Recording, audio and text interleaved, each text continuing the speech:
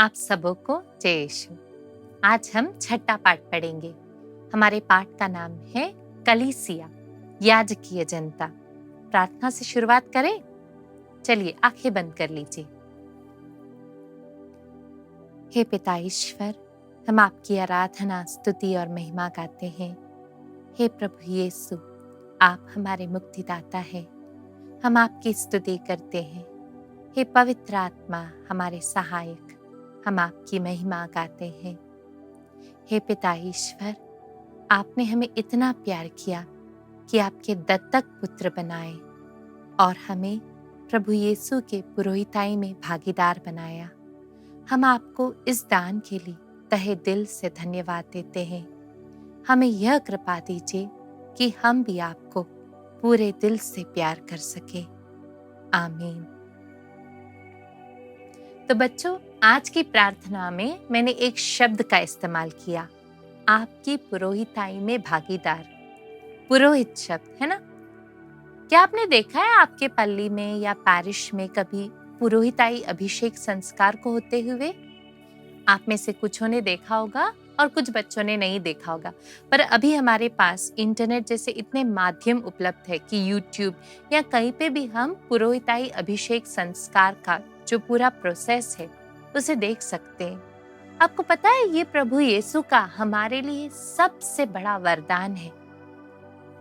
एक पुरोहित जब पवित्र बलिदान के समय पिता ईश्वर से प्रार्थना करता है और एक मामूली सी रोटी को उठाकर ब्लेस कर प्रार्थना करता है, तो वो रोटी प्रभु यीशु के शरीर में बदल जाती है। पुरोहितों को इतना बड़ा वरदान दिया गया है कि बस उनके एक पुकार पर प्रभु यीशु स्वर्ग से उतरकर उस रोटी में आ बैठते हैं। कहा जाता है कि even the angels are envious of this holy priesthood. मतलब स्वर्गदूत लोगों को भी लगता है कि काश हम ऐसे पुरोहित जैसे बन जाते। कितना महान वरदान। और आपको पता है, हम सभी लोग, सभी ईसाई किसी न किसी प्रकार से इस पुरोहिताई में भागीदार है। जो पुरोहित पल्ली में पवित्र बलिदान चढ़ाता है वो विशेष रूप से शुश्रूषा पुरोहित कहा जाता है। और हम सभी ईसाई किसी न किसी रूप से एक याजकीय पुरोहित है। तो इन सब के बारे में जैसे जैसे मैं पाठ में आगे जाती हूँ आपको बताते जाऊंगी। पर आपको जानने की इच्छा होगी ना कि ये पुरोहिताई अभिषेक, ये पुरोहित बनना, ये पुराने विधान में कब से, कहां से शुरू हुआ? तो ये शुरू होता है हारून से। हारून कौन है? हाँ, मूसा के साथ उसका भाई। मूसा के साथ सब जगह हारून ही गया था, फिरौन के पास। प्रभु ईश्वर मूसा को आदेश देते हैं कि हारून और उसके संतानों का अभिषेक करो। वो सदैव सर्वदा मेरे सामने पुरोहिताई का काम करेंगे। और यहीं से ये पुरोहिताई अभिषेक शुरू होता है। उनको अलग किया गया था। किस लिए? जनता के प्रति वे ईश्वर से प्रार्थना करते थे। वे जनता के पवित्रीकरण के लिए, इस्राएल जनता के पवित्रीकरण के लिए ईश्वर के सामने बलि चढ़ाते, धूप चढ़ाते। मैं आपको एक भाग पढ़कर सुनाऊंगी, लेवी ग्रंथ से है, जहां पर पहले मूसा ने हारून को कैसे पुरोहिताई अभिषेक दिया। लेवी ग्रंथ अध्याय 8 पद संख्या 1 से लेकर। प्रभु के आदेशानुसार मूसा हारून और उनके पुत्रों को दर्शन कक्ष में ले आए। सारी जनता वहां एकत्र हुई थी। इसके बाद मूसा ने हारून और उनके पुत्रों को पास बुलाया और जल से नहलाया। उन्होंने हारून को कुर्ता पहनाया, कमर पट्टी बांधी, अंगरखा और अन्य पवित्र परिधान पहनाए। फिर हारून के सिर पर अभियंजन का तेल उंडेला और उन्हें पवित्र करने के लिए उनका अभियंजन किया। हारून के पुत्रों को भी मूसा ने इस प्रकार पवित्र परिधान पहनाए। लेवी ग्रंथ अध्याय 8 पद संख्या 1 से लेकर हम इस भाग को पाएंगे। अब बच्चों, देखा कैसे पुरोहिताई अभिषेक किया गया? उन पर तेल से विलेपन किया गया। तो हमारे धर्म में इस तेल से विलेपन करने का भी बहुत महत्व है। जैसे हम दृढ़ीकरण संस्कार में भी जब हमारा तेल अभिषेक होता है, हम पवित्र आत्मा से भर जाते हैं और उसी प्रकार पुरोहिताई में भी जो व्यक्ति को पुरोहित बनने के लिए अभिषेक करना है, उनका तेल अभिषेक किया जाता है। फिर उसके बाद उस व्यक्ति को हमेशा ध्यान रखना है कि मुझे ईश्वर की पवित्रता को इन लोगों के सामने दर्शाना है। तो एक पुरोहित का जीवन अति पवित्र होना चाहिए। और मैं बार बार बता रही हूँ कि हम सब इसी पुरोहिताई बुलाहट में बुलाए गए हैं। सिर्फ फर्क इतना है कि दो तरह के पुरोहिताई होते, एक शुश्रूषा पुरोहिताई और एक याजकीय पुरोहिताई। जैसे हमारे पाठ का नाम है याजकीय जनता, तो उसे हम इंग्लिश में कहेंगे कॉमन प्रीस्टहुड। और आज हम इसे गहराई में पढ़ेंगे कि हम कैसे, किस प्रकार इस याजकीय पुरोहिताई में भागीदार बन सकते हैं। इस्राएल जनता को पिता ईश्वर ने गुलामी से मुक्त क्यों की? ताकि वे सदैव उनके सामने उनकी आराधना करे, एक याजकीय जनता बनकर उनके सामने रहे। इसलिए उन्होंने विशेष रूप से हारून और उनके पुत्रों को चुना, ताकि वे सदैव इस्राएल जनता के लिए पिता ईश्वर के सामने बलि चढ़ाते रहे। लेकिन ये बलि अपूर्ण थी। इसके बाद हम जब नए विधान में आते हैं, प्रभु यीशु में हम इस बलि की पूर्णता को देखते हैं। प्रभु यीशु एक शाश्वत पुरोहित थे। ये जो चेंज है, ये जो ट्रांजिशन है, हम इसके बारे में सोचेंगे। प्रभु यीशु कहते हैं समारी स्त्री से, कुएं के किनारे एक समारी स्त्री से वो मिलते हैं और वो उनसे कहते हैं कि एक समय आने वाला है जब सच्चे आराधक आत्मा और सच्चाई से पिता की आराधना करेंगे। पुराने जमाने में तो हम बहुत सारे बलि चढ़ाते थे, पर वो सारी बलियां अपूर्ण थी। पुरोहित बार बार पवित्र स्थान में जाता, बलि चढ़ाता, पर हमेशा हमेशा के लिए पापों के लिए मुक्ति नहीं मिली। पर प्रभु यीशु के एक बलिदान से हमेशा हमेशा के लिए हमें मुक्ति मिल गई। इसलिए प्रभु यीशु को शाश्वत पुरोहित कहा जाता है। उन्होंने कलवारी पर अपने जीवन की बलि देकर इस पुरोहिताई को शाश्वत बनाया। प्रभु यीशु लेवी वंश में नहीं जन्मे। लेवी वंश में सारे पुरोहित थे। प्रभु यीशु का जन्म यूदा वंश में हुआ था। यूदा वंश राजाओं का वंश था। हम बाइबल में पढ़ते हैं दाऊद के बारे में। राजा दाऊद कौन से वंश में जन्मे थे? यूदा वंश में जन्मे थे, और प्रभु यीशु भी उसी वंश में है। तो वैसे वंश के आधार पर देखा जाए तो प्रभु यीशु पुरोहित नहीं थे, वो तो राजा थे, परंतु ईश पुत्र होने के कारण वो पुरोहित थे। हम सब ईश पुत्र हैं। मैंने बार बार कहा है, हम सब यीशु के पिता ईश्वर के दत्तक पुत्र हैं। हम सब इसी पुरोहिताई में भागीदार हैं। ईश पुत्र होने के नाते उन्होंने पिता से इतना प्रेम किया कि पिता के इच्छा अनुसार उन्होंने अपने जीवन की बलि कलवारी पर क्रूस पर दे दी। और वहां पर जब वो बलि पूर्ण हुई, उनमें वो शाश्वत पुरोहिताई पूर्ण हुई। तब उन्होंने दिखाया सारे जनता के सामने कि मैं ही सच्चा शाश्वत पुरोहित हूँ। और कलीसिया जब इस पवित्र बलिदान में भाग लेती है, जो कि यीशु की दुख, भोग, मरण और पुनरुत्थान की स्मृति है, जब हम इसमें भाग लेते हैं तो हम यीशु के साथ एक पुरोहिताई कार्य में भाग ले रहे हैं। हम एक ऐसी जनता बनते हैं जो प्रभु यीशु की, पिता ईश्वर की आराधना करती है। साथ में ही हम एक याजकीय जनता भी बनते हैं। हम जब ज्ञान स्नान स्वीकार करते हैं तो प्रभु यीशु के पुरोहिताई में भागीदार बनते हैं। Saint Peter's first letter chapter 2 verse 9, You are a chosen race, a royal priesthood, a holy nation, God's own people. संत पेतरुस के पहले पत्र अध्याय 2 पद संख्या 9 में हम यही पढ़ते हैं, आप एक चुनी हुई वंश हो, एक राजकीय याजक वर्ग, एक पवित्र प्रजा। तो इससे हमें पता चलता है कि हमारे और पिता ईश्वर का संबंध कितना गहरा है, कितना सुंदर है।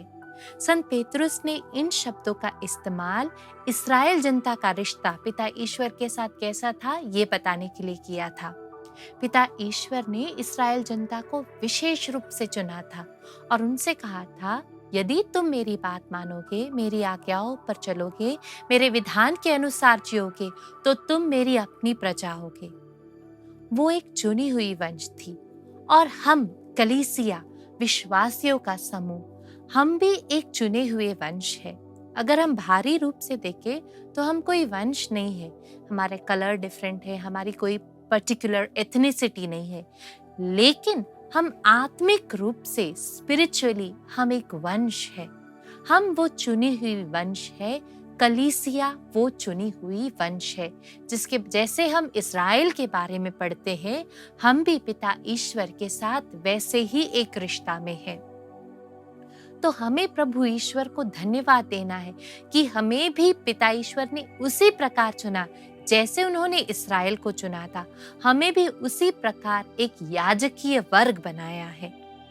तो हमारा दौत्य क्या है, ये भी तो बहुत इम्पोर्टेंट है। पिता ईश्वर चाहते हैं कि हम अपने आप को एक जीवित बलिवस्तु के जैसे पिता ईश्वर को अर्पित करें। We have to offer ourselves as a living sacrifice to God. Living sacrifice से अंडरलाइन कर रही हूँ। हम रोमियो के नाम पत्र में भी इसे पढ़ते हैं। एक जीवित बलि वस्तु क्या होती है बच्चों?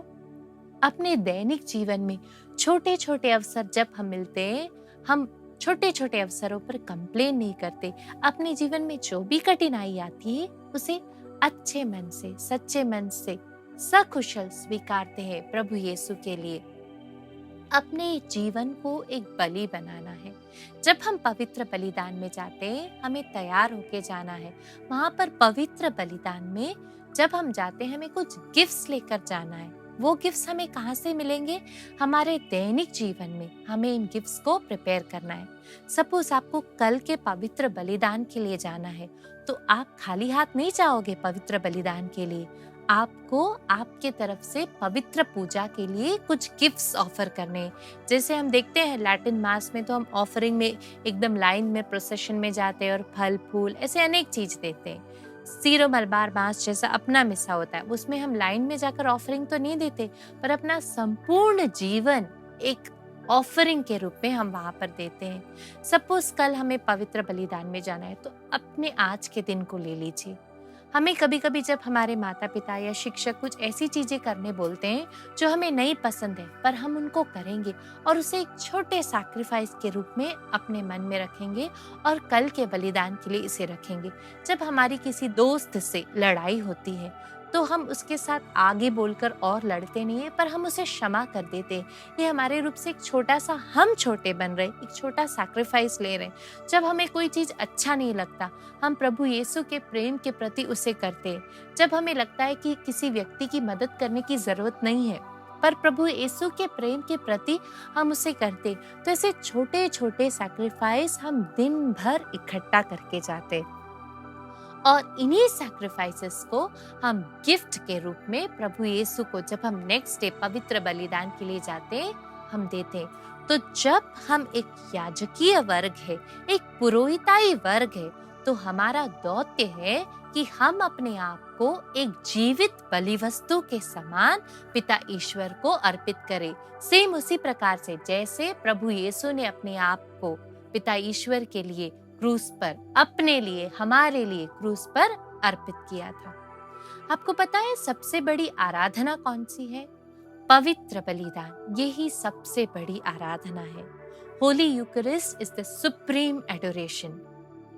पवित्र बलिदान क्या है? पवित्र बलिदान में हम प्रभु यीशु के जीवन, दुख भोग, मृत्यु, दफन और पुनरुत्थान को दोहराते, वापस याद करते, उस मिस्ट्रीज को वापस से हम जीते हैं। पवित्र बलिदान में क्या होता है? प्रभु यीशु जो कि इस कलीसिया के शीर्ष है, वो अपने आप को और हम सबको पिता ईश्वर को आराधना के रूप में अर्पित करते हैं। और हम कलीसिया, हम जो मसीह के शरीर है, हम भी प्रभु ईसा के साथ मिलकर पिता ईश्वर को ये बलिदान अर्पित करते हैं। अब और एक बात बताती हूँ, ये पवित्र बलिदान कौन चढ़ाता है बेटा? जब हम चर्च में जाते हैं, हम देखते हैं पुरोहित लोग ही पवित्र बलिदान चढ़ाते हैं। हम सब तो वहां पर भागीदार है। तो ये पुरोहित जो कि विशेष रूप से नियुक्त किया गया है पवित्र बलिदान चढ़ाने के लिए, जो कि खास तौर से चुना गया है तेल अभिषेक द्वारा, उन्हें बिशप आशीष देते हैं। तो ऐसे पुरोहित को हम बोलते हैं शुश्रूषा पुरोहित। यही मैंने आपको पहले डिफरेंस बताया था। हम याजकीय पुरोहितगण हैं और एक पुरोहित है शुश्रूषा पुरोहित। ये दोनों पुरोहिताई ईश्वर के, प्रभु यीशु के शाश्वत पुरोहिताई में भागीदार है। हम सब कॉमन प्रीस्ट या याजकीय पुरोहित है, तथा जो विशेष रूप से चुने गए हैं वो मिनिस्टीरियल प्रीस्ट या शुश्रूषा पुरोहित है। लेकिन हम सबों का दौत्य लगभग एक जैसा है। हम सबों को अपने जीवन को पिता ईश्वर के लिए प्रभु यीशु के साथ एक सुग्राह्य जीवित बलि वस्तु के समान अर्पित करना है। तो अपने जीवन को जब हम बलि के रूप में पिता ईश्वर को अर्पित करते हैं, ये कैसे सुगंधित बना सकते? जब हम अपने छोटे छोटे परेशानियों को, डेली क्रॉसेस को अच्छे मन से ले, तभी हमारी जो बलि है वो सुग्राह्य होगी, फ्रेग्रेंट होगी, सुगंधित होगी। हम अगर हमेशा कंप्लेन करें, हमेशा अपने मन में कटुता रखें, तो अपनी जो जीवन की बलि है वो सुग्राह्य नहीं होगी, वो प्रभु को कैसे स्वीकार्य होगी। हमें इस प्रकार से अपनी जीवन की बलि बनानी है कि वो प्रभु को स्वीकार्य हो। कायन और आबील की बलि को याद कीजिए।